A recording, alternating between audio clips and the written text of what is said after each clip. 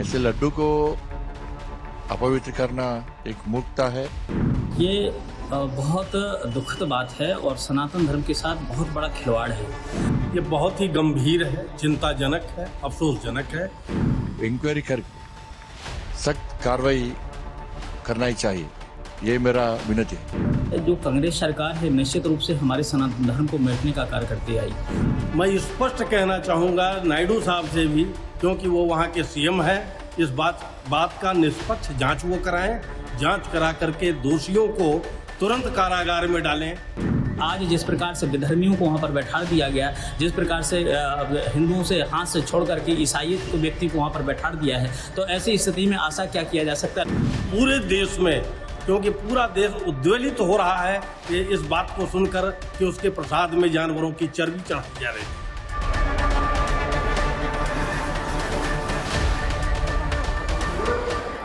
तिरुमला तिरुपति देवस्थान हिंदुओं का एक पवित्र धार्मिक क्षेत्र है। तिरुमला लड्डू को बहुत पवित्र प्रसाद माना जाता है। ऐसे लड्डू को अपवित्र करना एक मूर्खता है, ये अक्षम अपराध है। इसका कारण है कि पिछले सरकार के समय में टीटीडी बोर्ड में स्थानीय मंडल टीटीडी बोर्ड का कमिटी और कर्मचारियों की नियुक्ति करने के समय में अन्य धर्मों के लोगों को और नास्तिकों को नियुक्त किया गया है।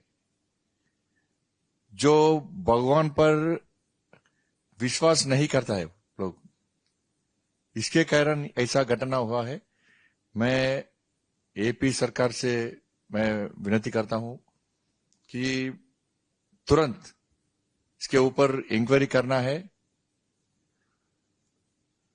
और इंक्वायरी करके सख्त कार्रवाई करना ही चाहिए, ये मेरा विनती है। ये बहुत दुखद बात है और सनातन धर्म के साथ बहुत बड़ा खिलवाड़ है और जो कांग्रेस सरकार है निश्चित रूप से हमारे सनातन धर्म को मिटने का कार्य करती आई। वो तो राम जी को भी नकार गई है, उसने तो कोर्ट में तक एविडेंस दी है कि राम है ही नहीं है, राम सेतु को उसने नकारा। तो ऐसी स्थिति में उससे आशा खैर क्या किया जा सकता है। लेकिन आप ये समझिए, सनातनियों को समझना चाहिए कि ये सरकारें हमारा कितना विनाश करने का कार्य करती आई, हमारे लिए कितना दर्दनाक काम। जो एक हमारे आराध्य हैं बालाजी, तिरुपति बालाजी, मतलब आप समझ रहे हैं करोड़ों लोगों के आराध्य हैं और कितनी आस्था है लोगों की वहाँ पर जा जाकर, और उससे सरकारें चलती हैं उस मंदिर से, वहाँ की सरकार चल रही है उस मंदिर के चढ़ावे से।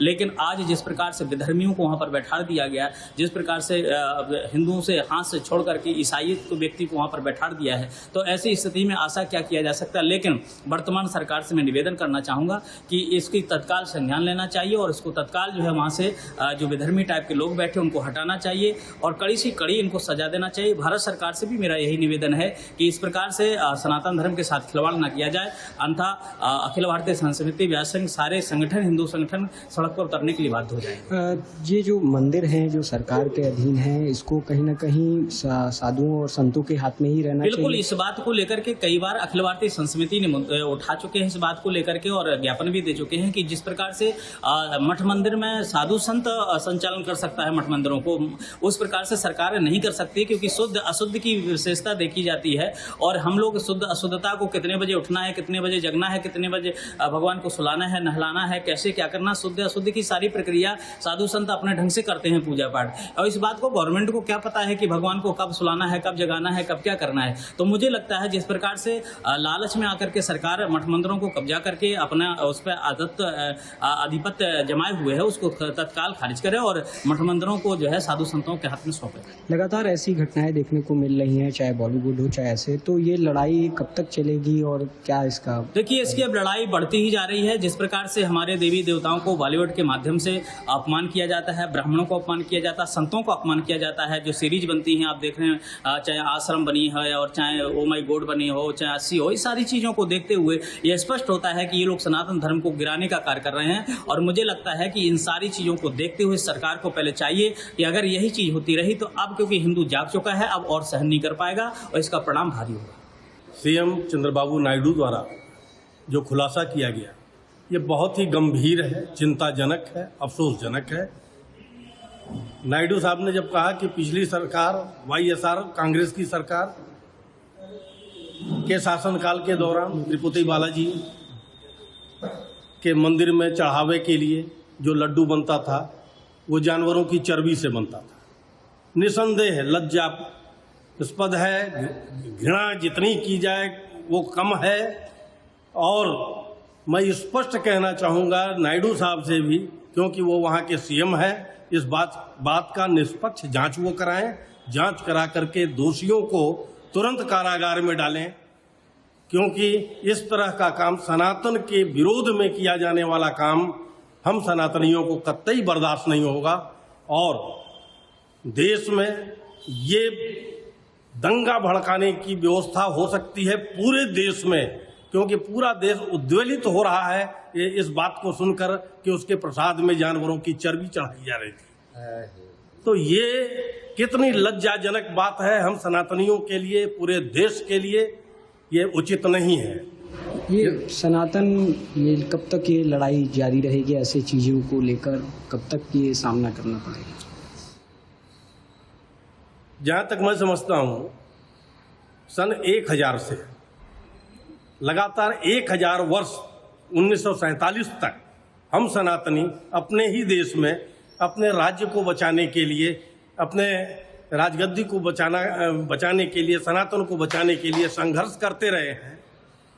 और ये संघर्ष 1947 में जाकर के खत्म हो जाना चाहिए था जब भारत आज़ाद हुआ, लेकिन हम सनातनी हिंदुओं को धोखा दिया गया। 1947 में भी 1947 में भारतवर्ष की भूमि का 33% मुसलमानों को दे दिया गया एक सभ्यता के नाम पे, क्योंकि ये सभ्यता हमारी सनातन सभ्यता से मेल नहीं खाती है। लेकिन धोखा हमारे साथ क्या होता है आप स्पष्ट देखिए कि जो 33% भूमि भारत की दी गई वो मुसलमान भी भारत में रहेंगे।